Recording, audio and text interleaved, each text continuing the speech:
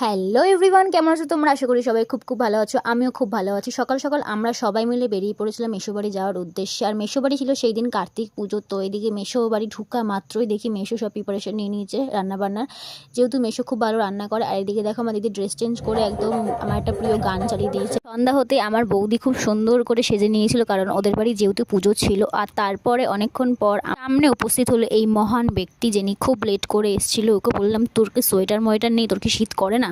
বলছে, না ভাই দেখ, আমার শীত ফিত করে না, তোরই শীত করে, তুই টুপি পরে বসে থাক। তো যাই হোক, এদিকে বাদ দাও এইসব কথাবার্তা। এদিকে একটা কাণ্ড হয়ে গেছে, মানে যারা যারা আসছিল ওদের বাড়িতে সবাই মিষ্টির প্যাকেট নিয়েছিল, যেহেতু পুজো বাড়ি ছিল। আর এদিকে আমরা একটা মিষ্টির প্যাকেট চুরি করে ঘরের বন্ধ করে সবাই মিলে সেটাকে খেয়েছি। তো যাই হোক, খাওয়া দাওয়া কমপ্লিট করে একটু নাচাগানা হয়ে গেছিলো। তো তারপরে মাথার মধ্যে ভূত চাপে যে এরম একটা ফানুস বানিয়ে আমরা ওড়াবো, যেহেতু আমরা এটা ফোনে দেখেছিলাম। আর এটাও করছিল আমার বদ্দা। এটা এমন একটা ওপরে যেতে পারিনি, কারণ ওপরে যেহেতু নারকেল গাছ ছিল, তাই জন্য সবাই এই